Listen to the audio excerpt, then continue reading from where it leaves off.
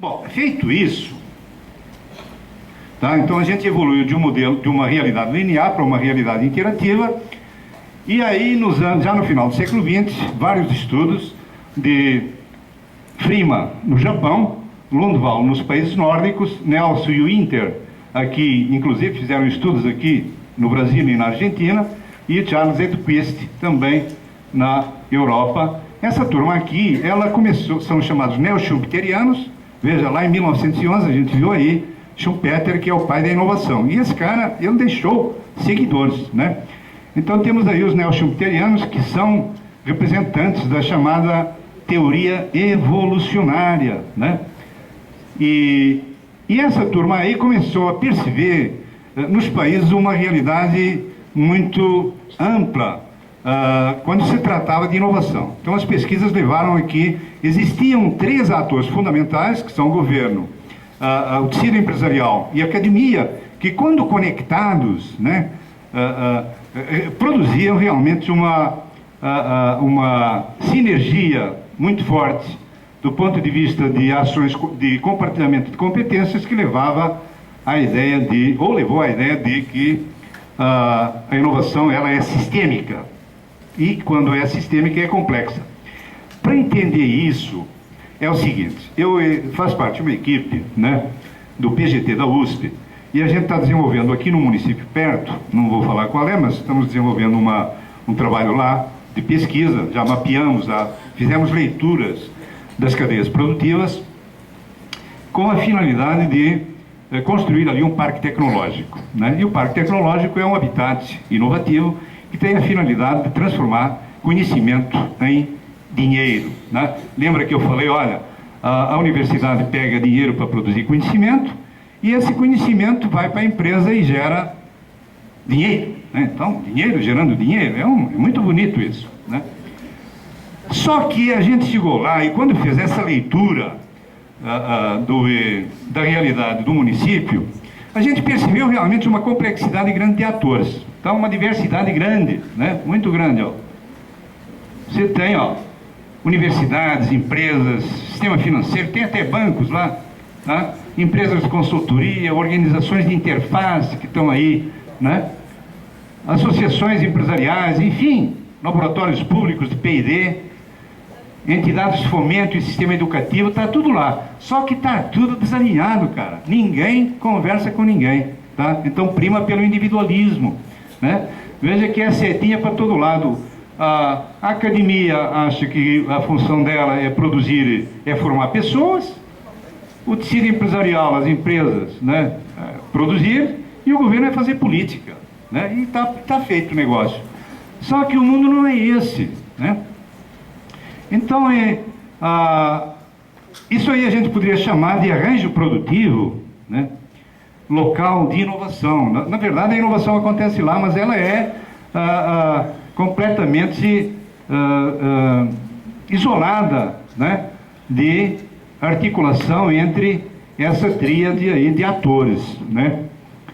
Bom, migrar para um sistema local de inovação, ou seja, pegar todos aqueles atores, né, e relacioná-los de forma que haja esse trabalho de ações conjuntas, né? Então a universidade tem que fazer leituras, tá, do tecido empresarial, quais são os gaps, quais são as carências, que tipo de capacitações eu tenho que formar no meu aluno, pá, entendeu? Tá? O que o nosso empresariado precisa, de novo, para ele ter, né, avanços na sua competitividade do ponto de vista global, né? Enfim, você precisa realmente começar a questionar tudo isso. Então fazer esse take-off sabe, é passagem, né? Essa passagem do arranjo produtivo local para um sistema local de inovação, e entendam o sistema como sendo uma estrutura extremamente complexa, na qual prima a articulação, é como se fosse uma engrenagem, sabe? Onde, na verdade, essas entidades, elas estão muito próximas, né? Então a gente vem desenvolvendo algumas ações estruturantes de estímulo à cultura inovativa nesse município.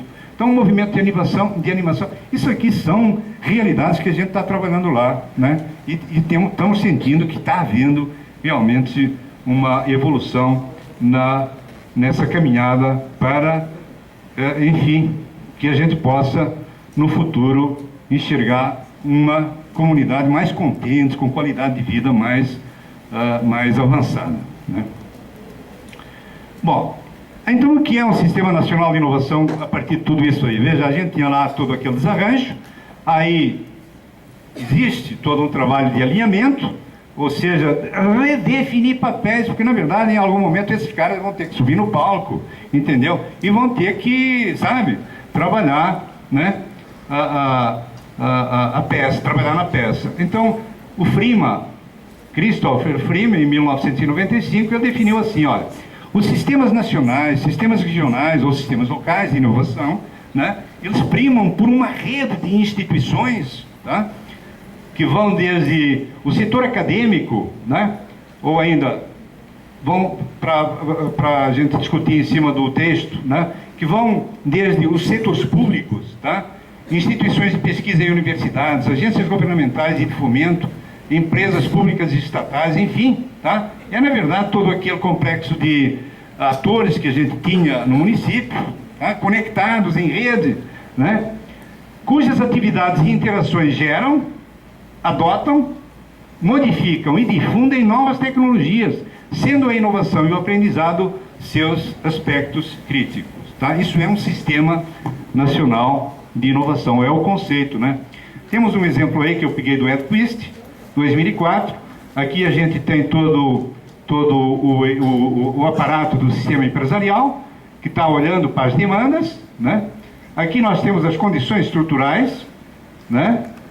Políticas de financiamento, tributação, enfim, tudo isso. Temos aqui a academia, né? A academia alimenta aqui os institutos de pesquisa, né? Nós temos aqui intermediários, né? Temos aqui os brokers, que são, na verdade, os caras que fazem a liga, né, entre conhecimento e a produção. E aqui a gente tem todo o sistema de políticas públicas, temos o governo, temos a governança, temos as políticas de pesquisa, desenvolvimento e tecnologia, tudo isso. E aqui está a infraestrutura que garante todo esse, né, arranjo funcionando. Eu tenho um caso que eu posso passar para vocês, que me faz lembrar muito isso. Foi um dos grandes exemplos de boas práticas que eu vi em termos de Brasil, que é no Rio Grande do Sul, o Parque Tecnológico da PUC, né? Nós temos lá, eu conheci lá o vice-reitor, que se chama Jorge. O Jorge percebeu que a PUC produzia conhecimentos na linha de fronteira, né? Portanto, conhecimentos compatíveis com as realidades do mundo, né, desenvolvido. Aí ele foi nos Estados Unidos, mostrou esse conhecimento para a Microsoft, para a HP, para a Compaq, e elas vieram e passaram a ser residentes nesse parque tecnológico da PUC. Então, o que que acontece? O aluno do estrito senso da PUC, tá, mestrado e doutorado, ele desenvolve trabalhos de pesquisa já ligados aos negócios dessas empresas, né? Então, a gente tem uma passagem, quer dizer, nós temos realmente o broker, é o vendedor, é o cara que, sabe, sempre tem que ter esse personagem, né, ligando a possibilidade de vender conhecimento para o tecido empresarial.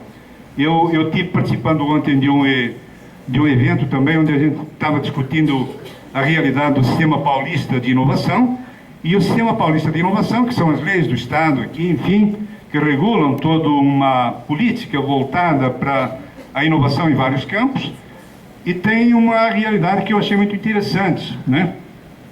Nós temos, nesse Sistema Paulista de inovação, nós temos 4 eixos.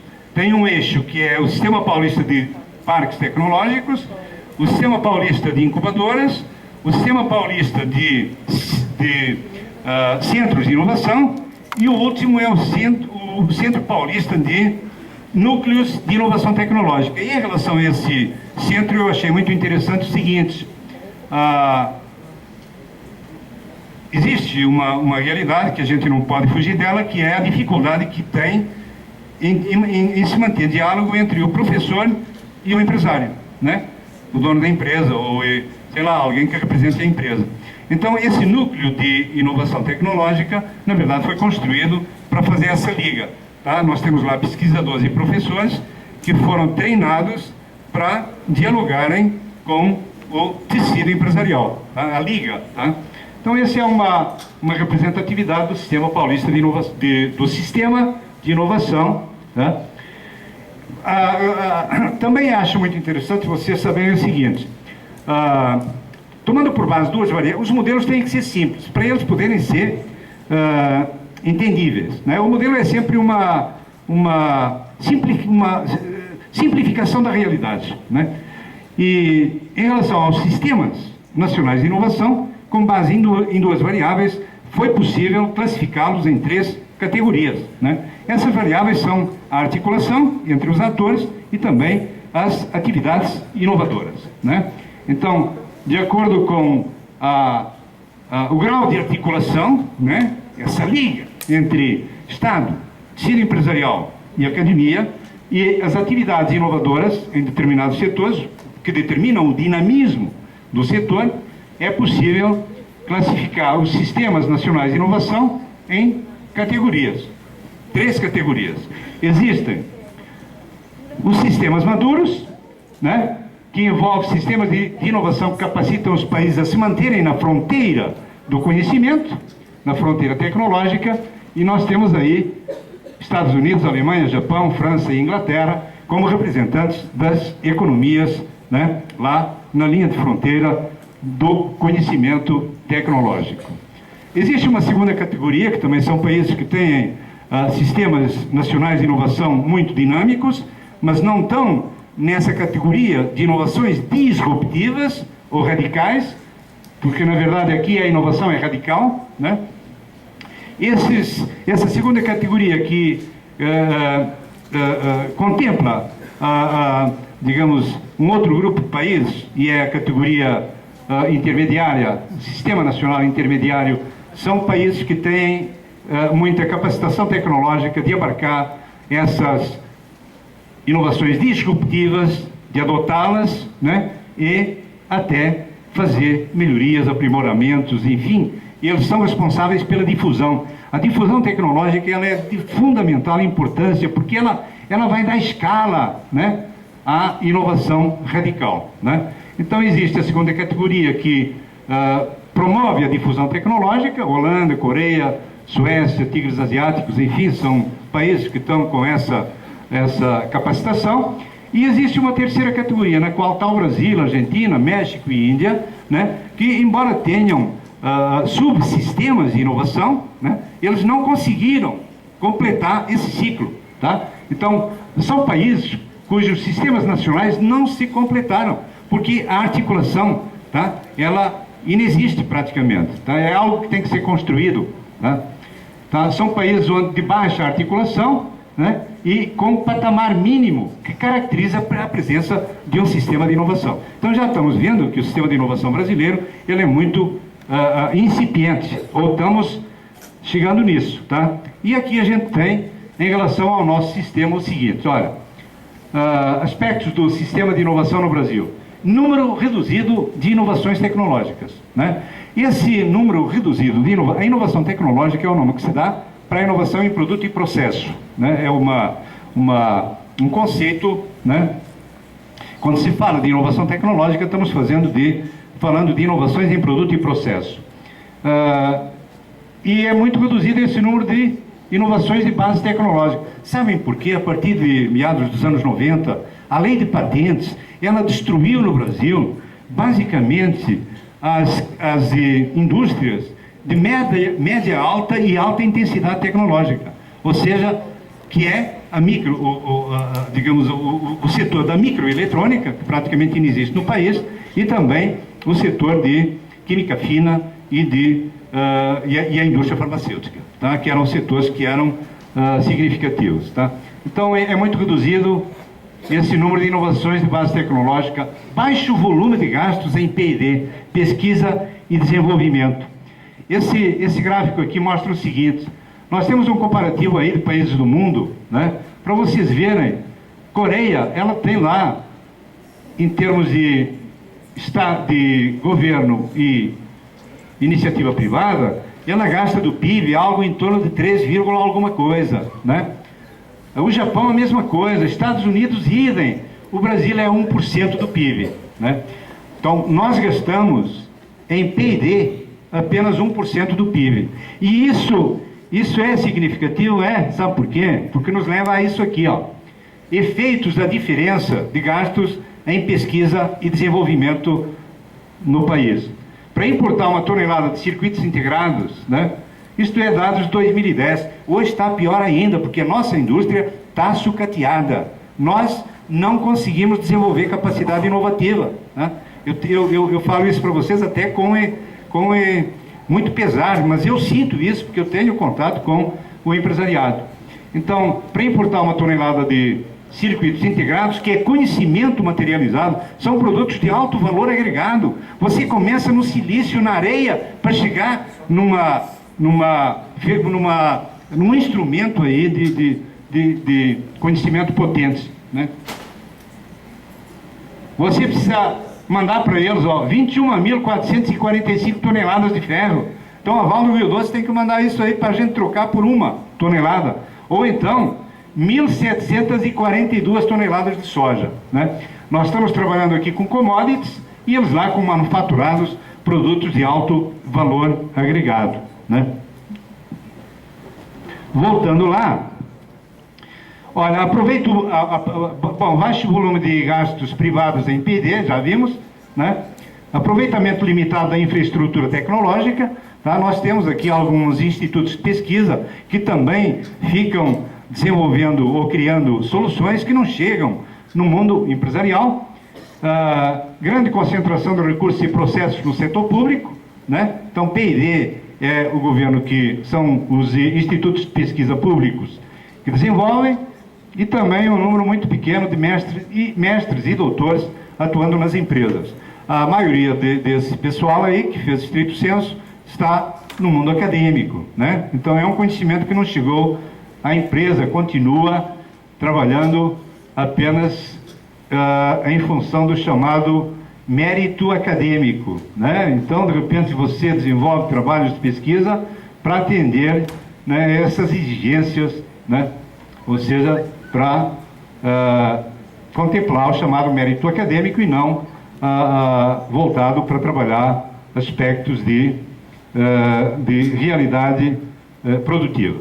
Então, olha, eu fiz essa observação aqui para ligar com o baixo número de inovações de base tecnológica, tem muito a ver com isso aqui. Nós queimamos a nossa indústria, ou as nossas indústrias de média, alta e alta intensidade tecnológica, né?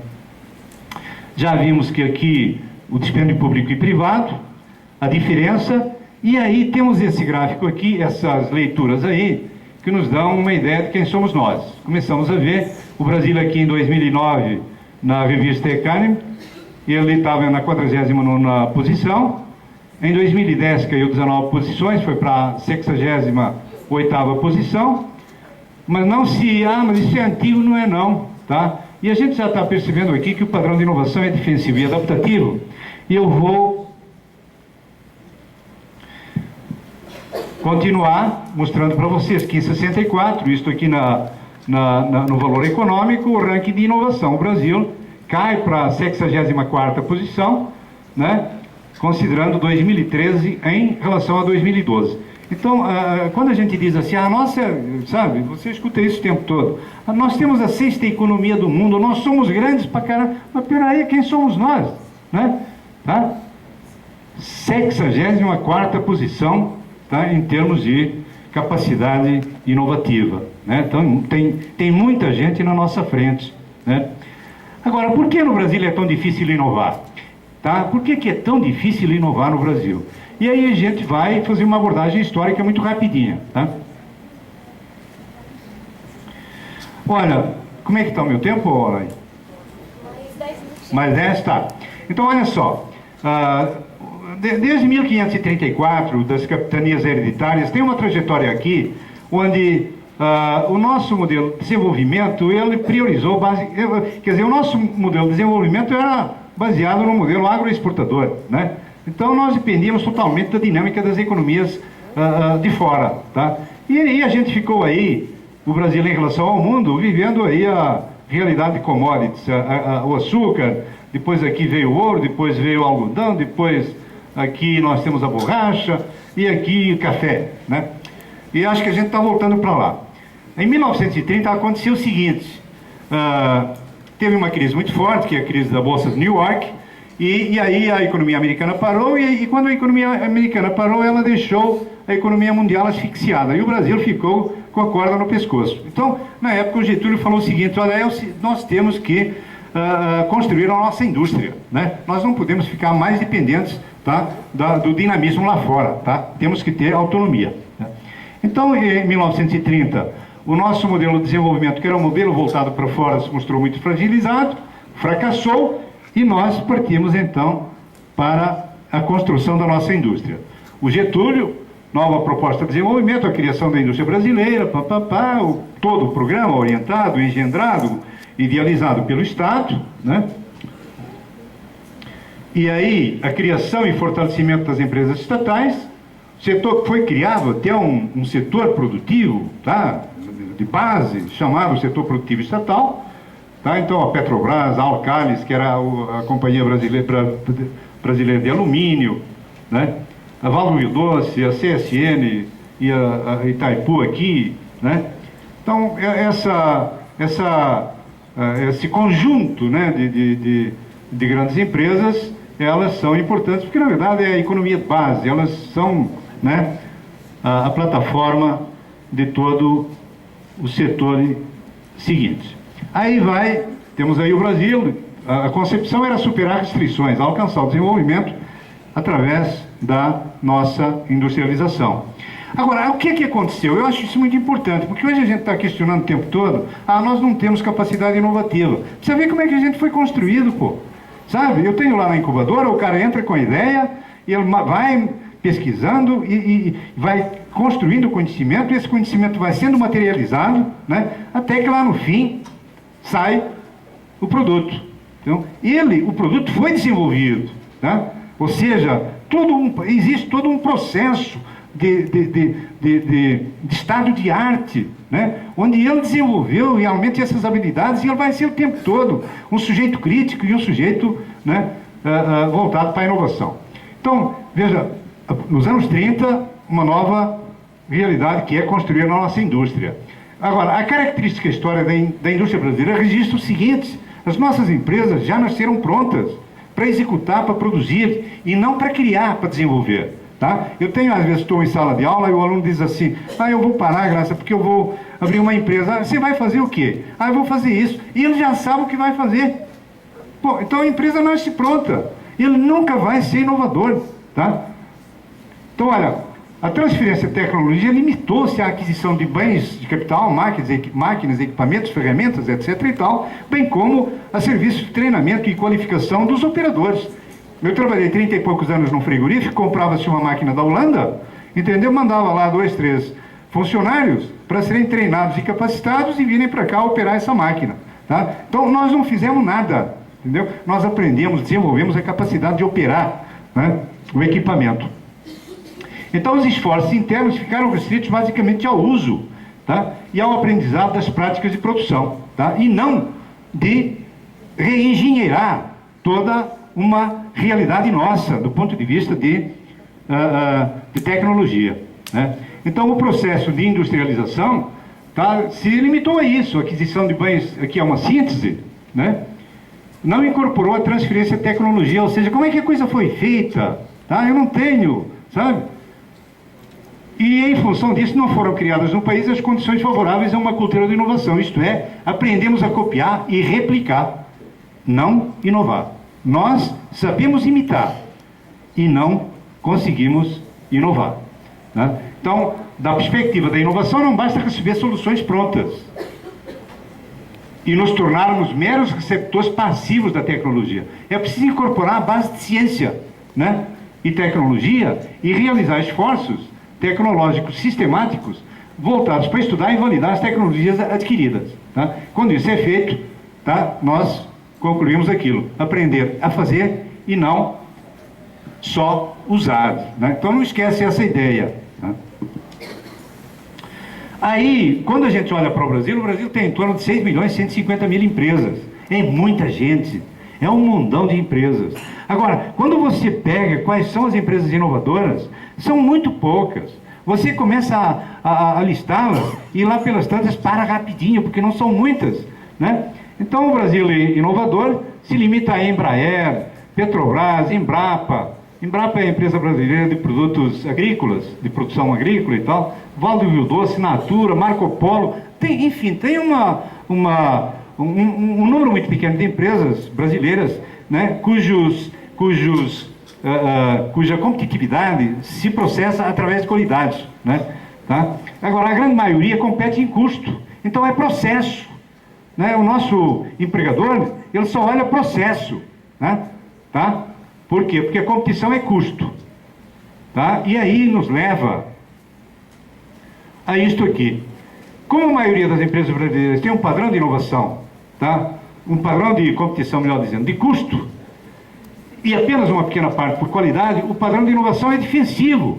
Porque o nosso empresariado, ele só acorda para a inovação quando é acossado via preço. Né? Quando ele é pressionado via preço, opa, eu tenho que me, né, reinventar. Tá? É defensivo porque a empresa só introduz inovação quando existe uma ameaça via preço. E é adaptativa, sabe por quê? Porque leva as nossas empresas, quando elas se renovam, elas recorrem a tecnologias já consolidadas.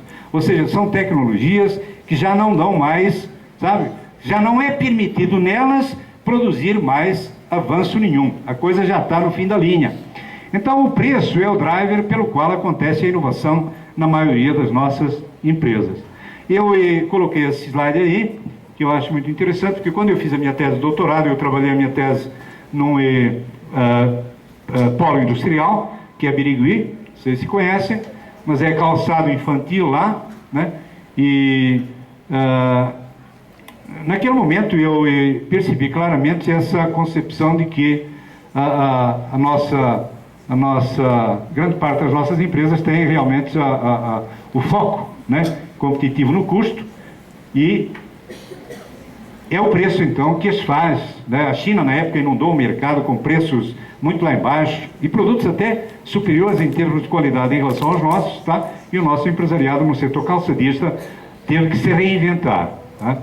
Então o padrão de inovação é defensivo porque a empresa só introduz inovação quando existe uma ameaça via preço. E o preço passa a ser então o driver, o canal pelo qual acontece a inovação. E é adaptativo, mais uma vez eu volto a dizer, porque leva as empresas a recorrer, a adquirir, né, a contratar tecnologias já consolidadas.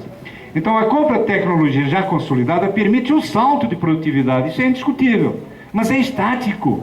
Né? Por quê? Porque aquela tecnologia já está pronta, não é mais possível avanços nela. De tal maneira que, ao você adquirir essa tecnologia, permite esse plus, só que você para. Né? É estático, pois como a tecnologia está em constante transformação lá, não aqui, lá, o salto de produtividade pode ser comprovado ao voo da galinha. Sabe, eu às vezes vou na chácara e lá tem galinhas, e lá pelas tantas e dá a impressão que ela vai voar, mas não consegue. Ela só dá e cai. É o nosso caso. Então, quando o nosso empresariado é acossado via preço, ele recorre a novas tecnologias, dá um saltinho, mas parou lá, entendeu? E depois vai ter que, demora mais algum tempinho até ele saltar de novo, porque eu tenho que adquirir novamente tecnologia. Só para vocês terem ideia das fontes de conhecimento que mais participação têm em termos de renovação do nosso parque industrial, 50% de tudo que nós gastamos é na aquisição de máquinas, equipamentos e ferramentas, ou seja, tecnologia já pronta. Tá? Isso é muito importante, nós estamos terminando, né? Mas para vocês verem o que é esse sufoco, né, de comprar tecnologias já prontas, e esse voo da galinha, isso aqui é muito significativo. Olha, 2001 a 2011, tá, são 10 anos,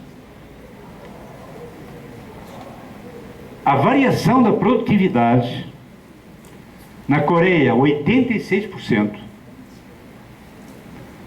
Estados Unidos, 77%, Japão, 43%. Não é que o Japão é pequeno, é assim, variou pouco, é porque ele já está lá em cima, né?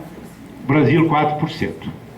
Então, em 10 anos, a nossa produtividade, que é a produção por trabalhador por homem hora, por exemplo, ela aumentou apenas 4%. Isso é muito pouco, né? E tá aí, era isso que eu queria passar para vocês, ok?